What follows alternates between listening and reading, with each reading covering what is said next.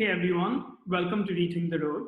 With our unique challenges and games, today we're going to take our entrepreneurs on a trip down memory lane and make them rethink the road that brought them to where they are.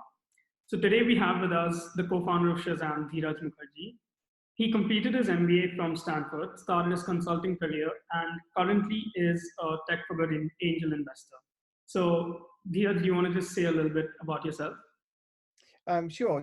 So I'm originally from India. My dad worked for Air India, so I grew up all over the place, and ended up in the US for the early part of my career, and then moved to the UK in '99 and started Shazam in 2000.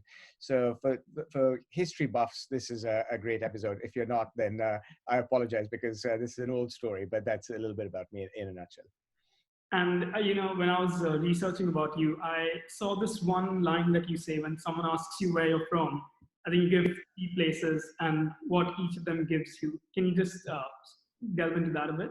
Yeah, I think from a family perspective, I'm from India, and from a cultural perspective, I spent about 10 years in the US. So from a professional point of view, I have that in my DNA.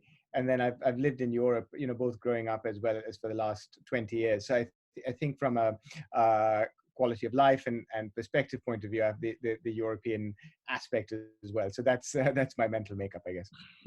Yeah, I mean it's we're a global company, so having someone as global as you is obviously a real benefit. So yes, I think let's get started with our Twitter pitch challenge.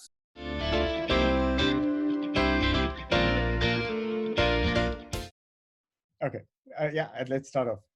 All right, cool. So your time starts now. Shazam is a way to identify hashtag music instantly, wherever you are, whatever music you're listening to. Emoji, big smile. Okay, wow, that was good. That was 14 seconds, so that was great. And yeah, I mean, you passed our Twitter challenge. So obviously, I'm almost certain that our audience will know what Shazam is and what Shazam does.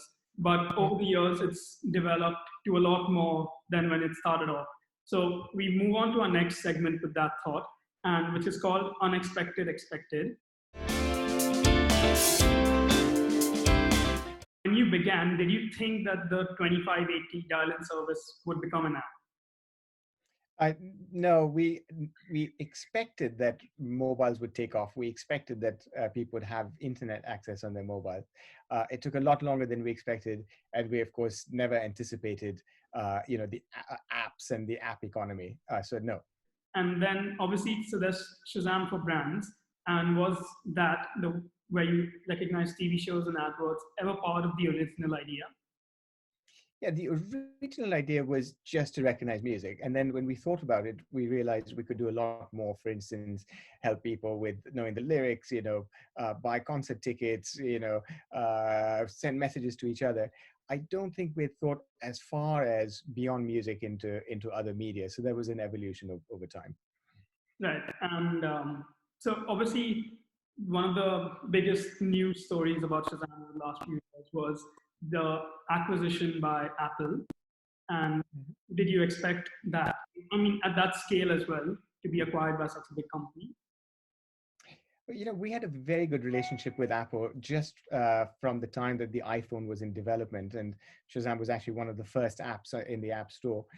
So I think it was a fairy tale ending that Apple bought Shazam in the end because of the fit and the relationship.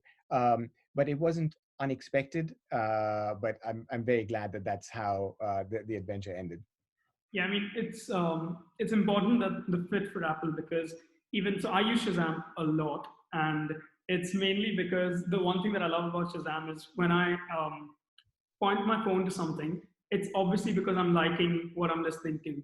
And once Shazam recognizes what it does, it immediately adds it to my Apple Music without me having to do anything. And I think that those kind of collaborations is something that's very important for businesses moving forward, the sort of seamless ecosystem experience. So I think Deloitte calls it the 5G world of growth. And so what are your thoughts on that in general? 5G as in the next generation of mobile connectivity? So the reason why they call it the 5G world of growth is because obviously they're alluding to the idea of mobile networks, but they're talking about how it's sort of like 2 plus 2 for a company equals 5, something along those lines. I see. So no, I think that when new technology emerges, we say, "Wow, that's fantastic," and then the next day we take it for granted, and that's what I see happening today as well. Which is when we launched Shazam in 2000, we were looking ahead to everyone having a mobile and then smartphones. Today, we just take that for granted, and the question is, what happens next? And I think that the point about being connected everywhere at high speed, access to data, access to apps, and then enhancing our own kind of human intelligence. Some of this, what might sound like sci-fi stuff today, in 5 years, people would say, "How can you live without that?" So I agree that that combination of platform and applications. 2 plus 2 equals more than 4, and we'll continue to see that in the future as well.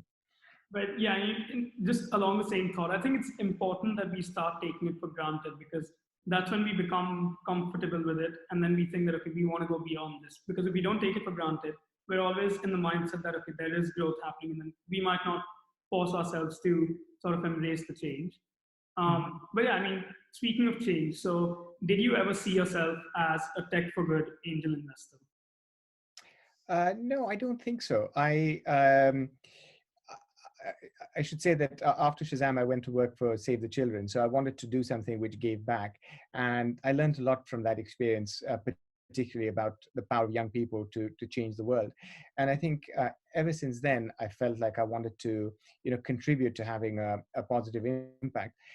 But the reality is that, as an entrepreneur, I've got lots of war stories and lots of experiences to share, which are helpful to other entrepreneurs. And I spend my energy working with ones who want to have an impact as well as creating a business. And it's hard enough to build a business, but trying to change the world at the same time is even more of a challenge. And frankly, I feel like I learn a lot. I feel inspired by the entrepreneurs that I work with, and I'm hoping that in 20 years from now, we can look back and they can be telling their stories. So no, it's just an evolution, I guess, over a period of time. Of course. And I mean, you speak of experiences, and I think one important one would be, the idea of a gap year. And as I understand it, you did take a gap year in between. And how much, I mean, just in general, what do you think, whether that helped you or whether it set you back? What were your thoughts on that? Yeah, for me, it was a life-changing experience. It was an unplanned gap year. When I applied to Stanford Business School, they said, "Look, bad news, we don't have room for you." And I was like, "Oh." And then the second paragraph of the letter said, "Good news, we can let you in next year." And I thought, fantastic. So I quit my job, sold my car, and I went traveling for 15 months in between. So everything from climbing in the Himalayas to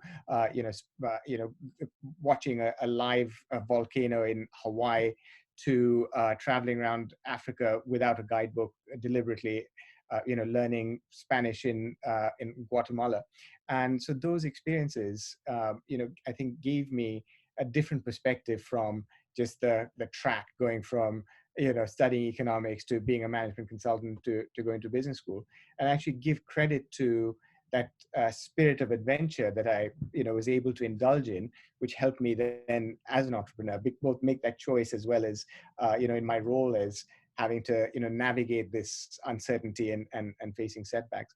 So I'm a big advocate of getting off the beaten path, and if people are considering it, then I think it's a positive thing. With that, let's go to our next segment. So this is called Two Lies, One Truth.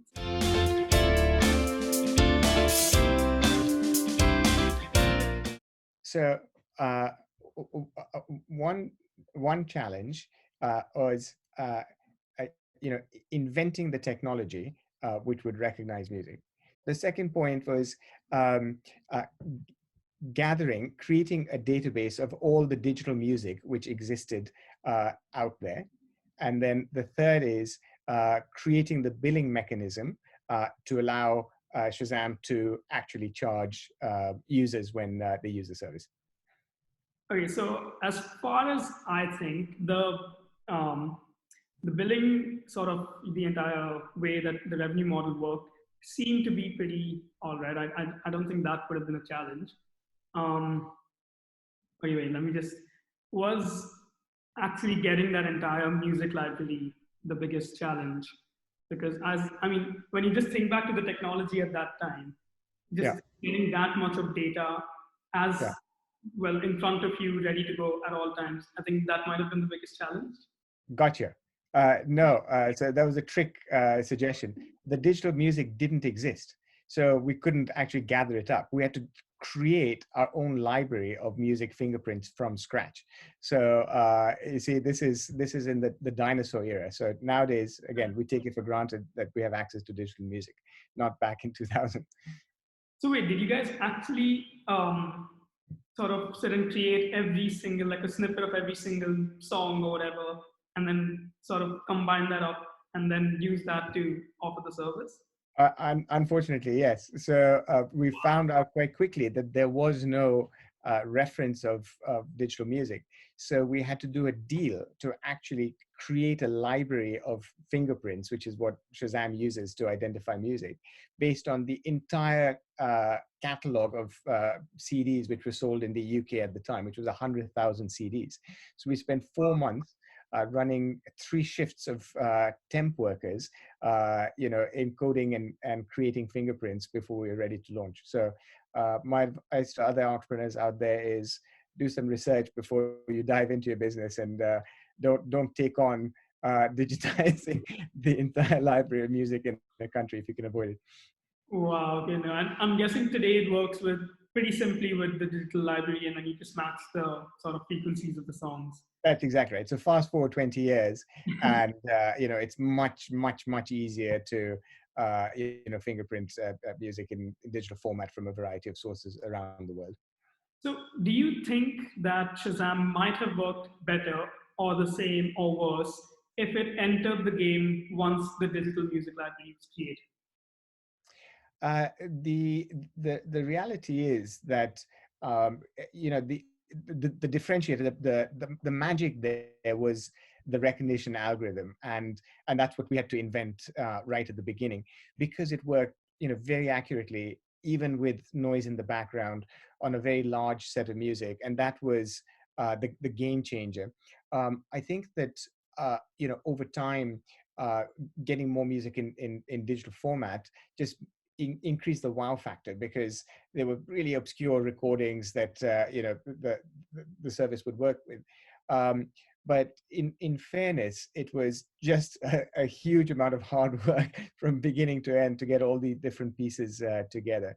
But we focused really early on not just working 3 times out of 5, not just 4 times out of 5, but really 99 times out of 100, if possible, by having as much music, and spent a lot of energy covering everything that we get our hands on. So even today, if you see, I mean, one thing that I love about Shazam is again the fact that it can isolate exactly what I'm listening to. Let's say I'm in a bar and I want to listen to that one song, but there's so much of a crowd that isolation factor is like really important. It works really well. So Mhm. considering that, did you guys ever even sort of think of going into voice recognition or any of the sort of different paths that it could have taken using that same technology building upon it? Yeah. Good question. You see, the way Shazam's technology works is that it's exact match. So if you've got 2 different versions of a song, it'll differentiate between the two. And that's a different branch of technology from voice recognition, which is more about fuzzy match. And so the Shazam technology was never, particularly applicable to voice recognition. That's why we didn't go down that path. Yeah, okay. I mean, makes sense. And so, just another sort of question about the challenges. So, in your keynote speeches, you talk about the 4% chance. And so, could you just explain a little bit about that and whether you would ever take that chance again? Yes, my degree is in mathematical economics, so I like to run numbers if in doubt. And when I was thinking about this particular idea, which my buddy Chris and I, my business partner, it was his idea originally, and I thought, all right, what are the chances that we can invent this new technology? And I, made up a number. I don't know, 25%. What are the chances that we can collect all the music that we need to launch this service? I don't know, 30%. what are the chances that we can come up with a business model which actually works? 40%. And then I multiplied everything through, and that's how I came up with the number, which was, it feels like there's a 4% chance that this business will succeed. And I thought, fantastic. So I quit my job and dived into it. Little did I know that my estimates were wildly off. So I was probably off by about a factor of 10 or so. And so the chances were, vanishingly small that we'd be able to pull this off, which is why I'm so grateful to have the opportunity to talk about it 20 years later. I mean, yeah, it's really important to reflect, I mean, to your mindset in that moment and just sort of think about whether, if you had one thought different, maybe you wouldn't have taken the chance and just sort of understand what brought you to where you were at. But speaking of thinking, let's do our next round, which is the rapid fire. So how many all-nighters did you pull in your first year of Shazam? 15? 15. Wow. So that's approximately one a month. Yeah, and sometimes they came in chunks. So I wrote the business plan in 17-hour days consecutively. Wow. Okay. So did you ever question whether it was worth it? No. No. When did you make your first profit? Oh my goodness. I think about 15 years after launch. Wow. That's an embarrassing question. You never questioned whether it was worth it. That's wow, that's dedication. So one word to describe your emotion when Apple showed acquisition interest. Delirious. No, not interest, but yeah, when we actually close the deal is more accurate. Yeah. Wow. Okay. And what was your emotion when you first fired someone? I mean, gut wrenching. Gut wrenching. Yeah. Right. And okay, fine. So, bit of a happy note. What is the weirdest place from where you have worked? The weirdest place. Yeah. I can't remember. I just, I've had calls at 3 a.m. When on holiday visiting my family in India, for instance. So it's pretty much you work from weird places in a general format. Yeah, I mean, as an entrepreneur, you can never completely switch off. So yeah. Okay, cool. So what is the best business idea that you will never use? The best business idea that I will never use, as in which doesn't exist or which already exists, but I personally would not use. So it can be either. So for example, maybe it's a technology that's too far down the line and you're currently thinking not worth it, or maybe you've just got too much on your plate and you're just not gonna go that into it. Something along those lines. Yeah, I find like location-based services, for instance. Um, I was a big fan of location-based services, but I don't feel like they've really taken off.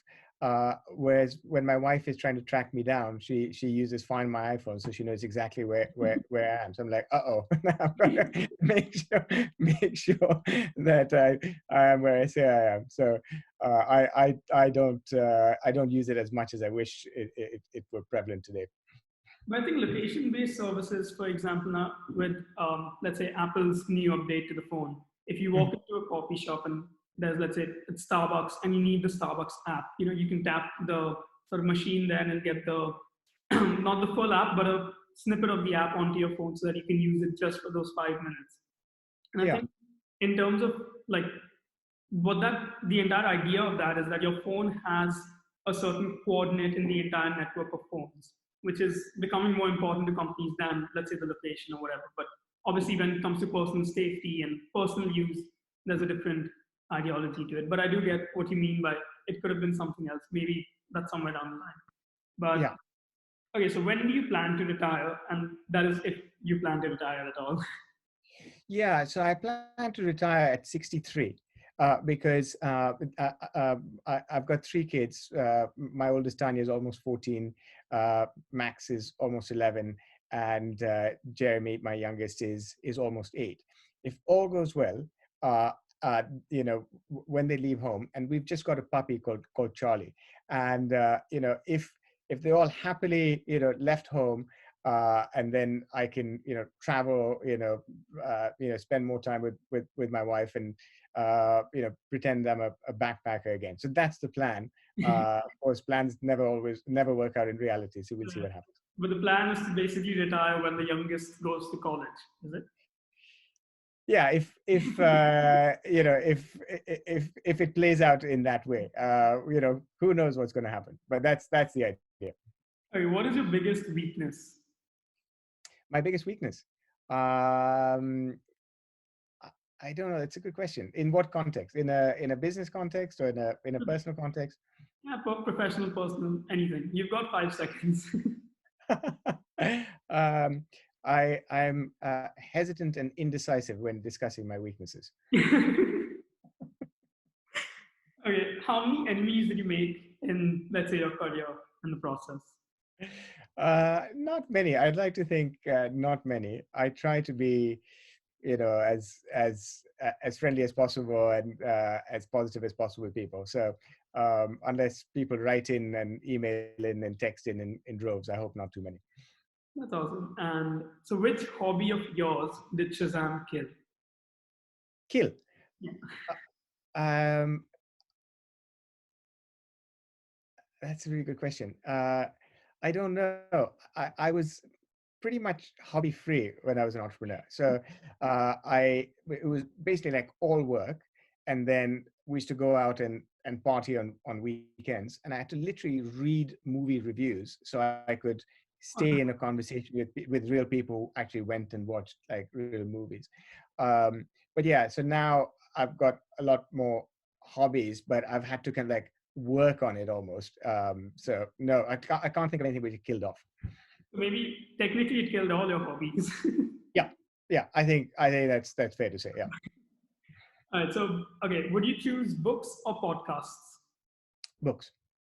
iPad or notebook? Uh, iPad at this point. Yeah. iPad. Okay. What's your favorite social media? Um, None of the above. None of the above. Really? You not that into social media? No. Okay, awesome. That's also another refreshing thought. But Okay. okay, for our last question, Yeah. describe ReShape Co in one word. Intriguing. Intriguing. That's an awesome word. Thank you. I mean, we're going to take that as a compliment, of course. Okay.